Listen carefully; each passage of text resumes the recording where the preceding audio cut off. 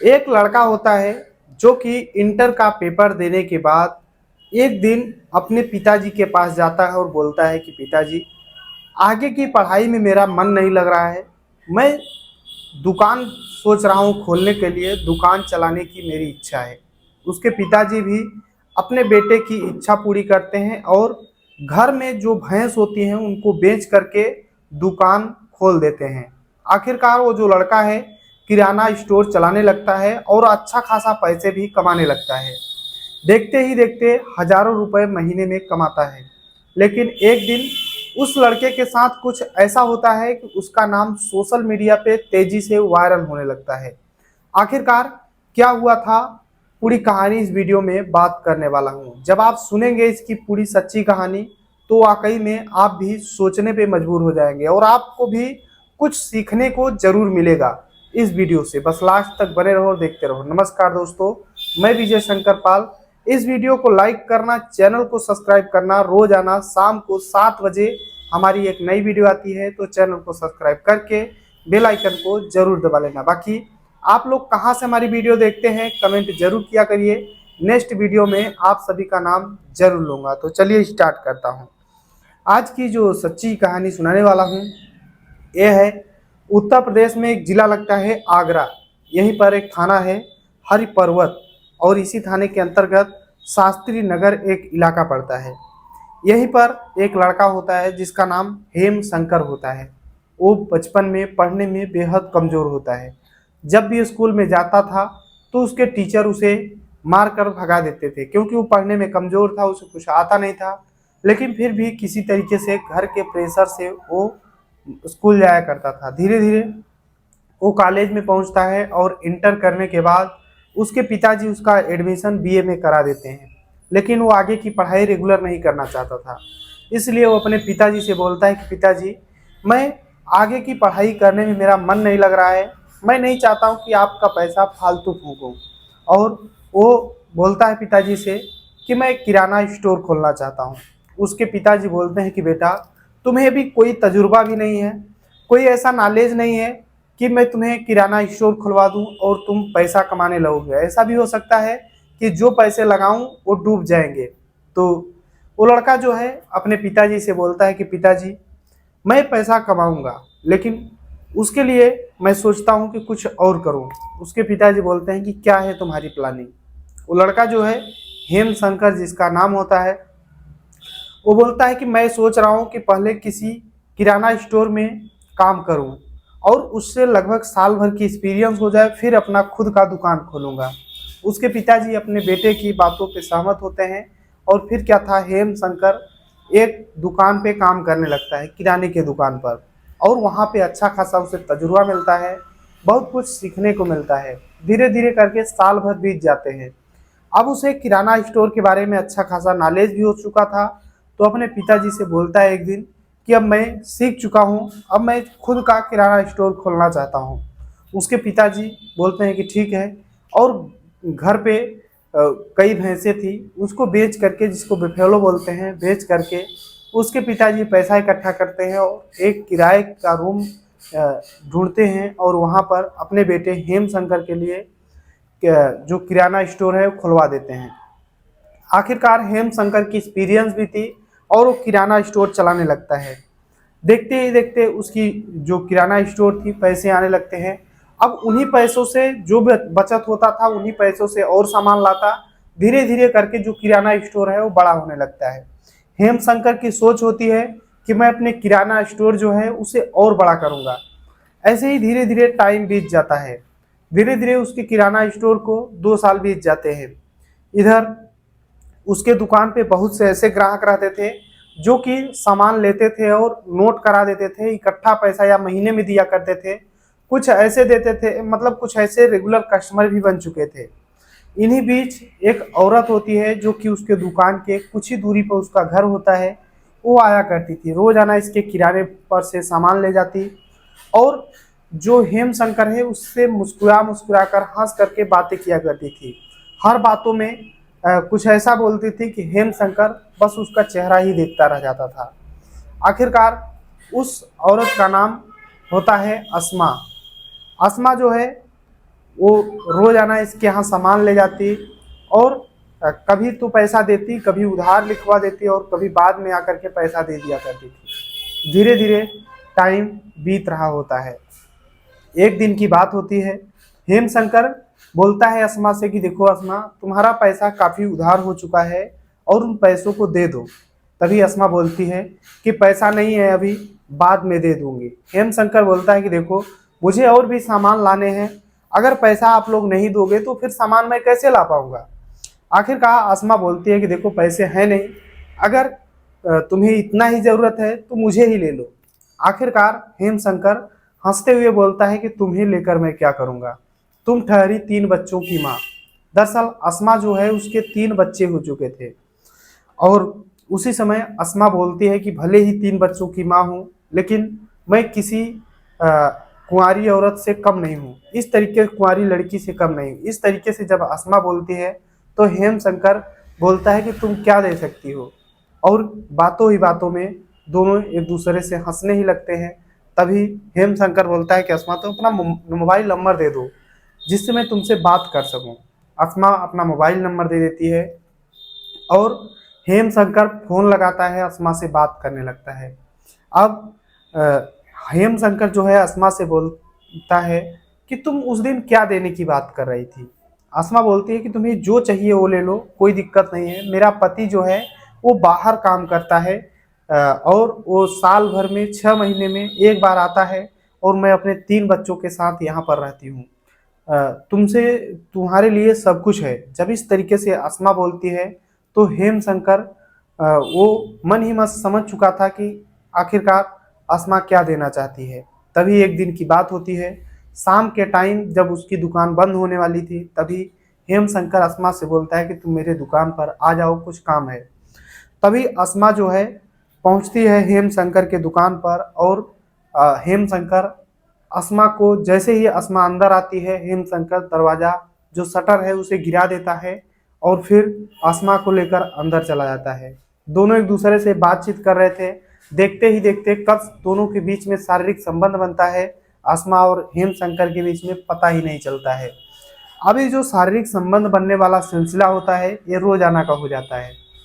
यानी अस्मा अस्मा का जब मन होता हेम शंकर के पास फोन करती। कभी तो जब बच्चे अस्मा के स्कूल चले जाया करते थे तो हेम शंकर अपनी दुकान बंद करके अस्मा के घर पर ही चला जाया करता था, क्योंकि उसका अस्मा का पति बाहर रहता था। और कभी अस्मा डायरेक्ट हेम शंकर के दुकान पर आती, हेम शंकर अंदर से दरवाजा बंद करके संबंध बनाते। अब इस संबंध बनाने वाला सिलसिला धीरे धीरे चलने लगता है।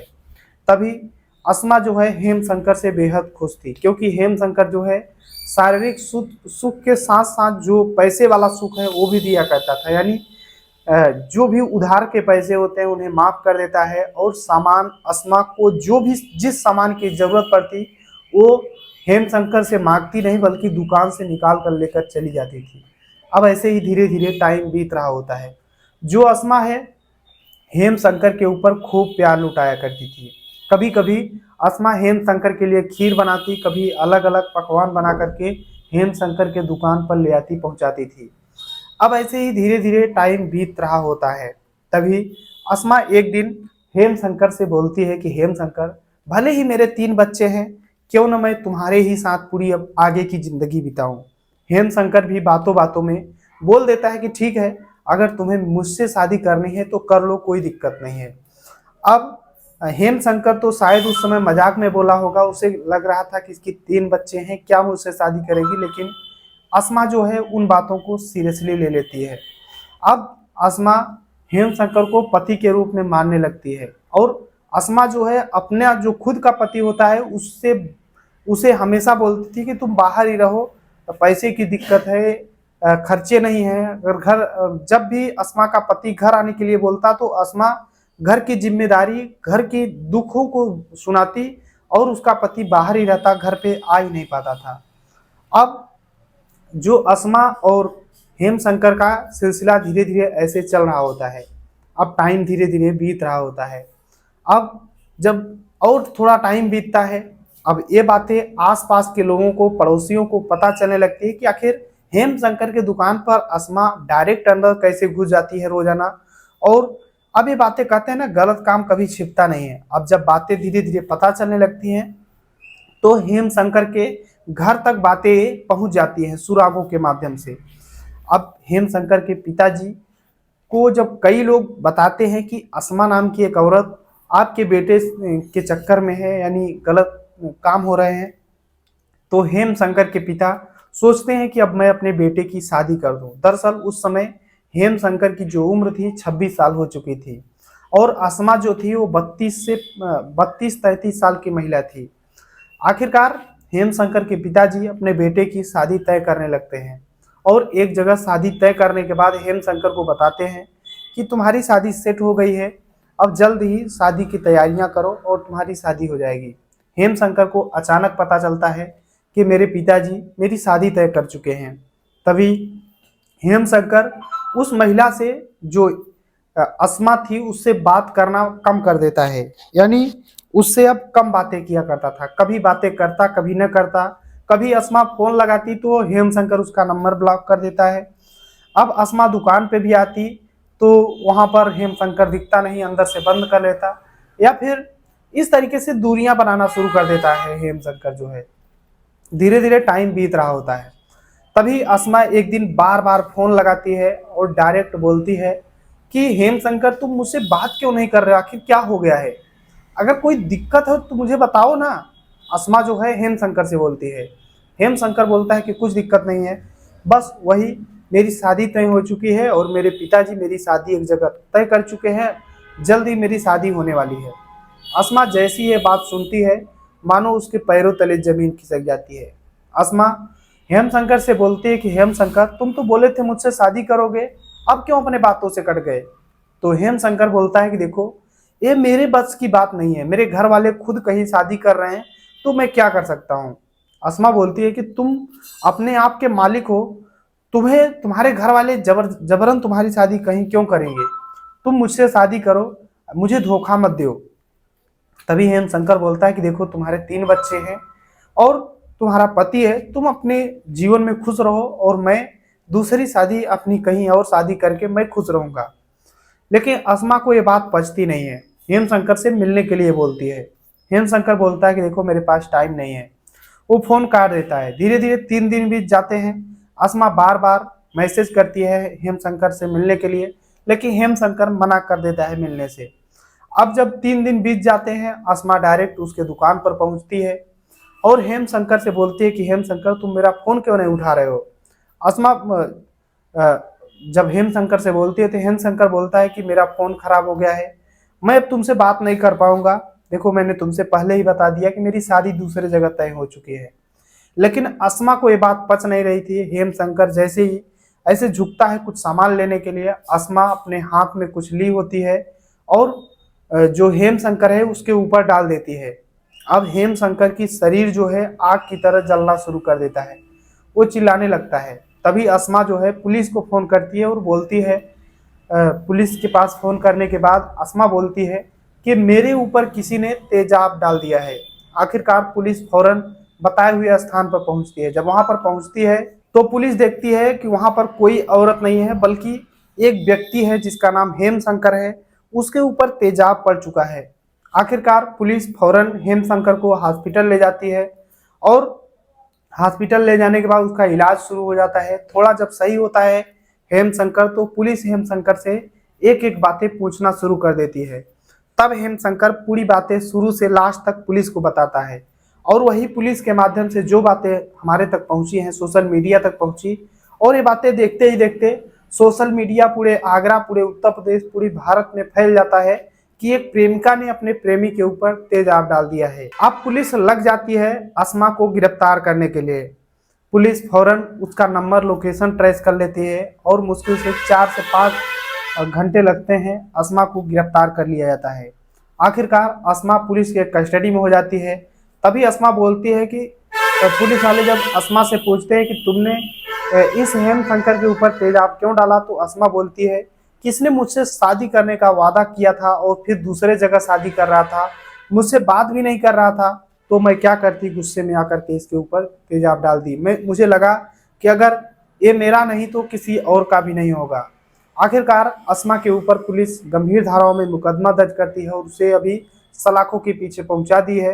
हेम शंकर का अभी भी इलाज चल रहा है, उसका पूरा हाथ, पैर, मुंह, सिर सब कुछ सुलझ चुका है।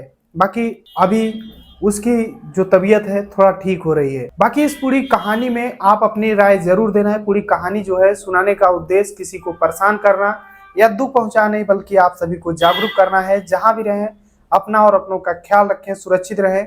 बाकी इस कहानी से एक सीख जरूर मिलती है कि आपकी अगर इच्छा नहीं मानती है, आप अकेले नहीं रह पाते हैं, तो आप अपने घर वालों से बोलो, आप अपनी शादी कर लो, एक अच्छे मुकाम पे जाओ। पढ़ाई लिखाई करने के बाद अगर कोई बिजनेस करने लगते हो या फिर कुछ भी करने लगते हो, थोड़ा स्टेबल हो जाते हो, तो अपनी शादी करो। किसी अन्य के चक्कर में मत पड़ो, वरना जिंदगी में बहुत कुछ भोगने को भी पड़ सकते हैं। बाकी अपनी राय जरूर देना। चलते हैं कमेंट की ओर। तो जीके कश्यप जी हैं जो कि अहमदाबाद गुजरात से, महेंद्र सिंह हैं जो कि बलोत्रा राजस्थान से हैं, अशोक हैं संत कबीर नगर उत्तर प्रदेश से, विनोद कुमार गाजियाबाद उत्तर प्रदेश से, पिंटू रंजन औरंगाबाद बिहार से हैं, डॉक्टर AK अग्निहोत्री प्रयागराज उत्तर प्रदेश से हैं, रामलाल मेघवाल बाड़मेर राजस्थान से, अशोक विश्नोई बीकानेर राजस्थान से, मनोज पाल कैमूर बिहार से हैं, स्टडी फार्मेसी एक इनका चैनल है, प्रयागराज उत्तर प्रदेश से हैं और इनके चैनल को स्टडी फार्मेसी सर्च करके देख सकते हैं। बाकी मिलते हैं इस वीडियो में, तब तक के लिए जय हिंद, वंदे मातरम।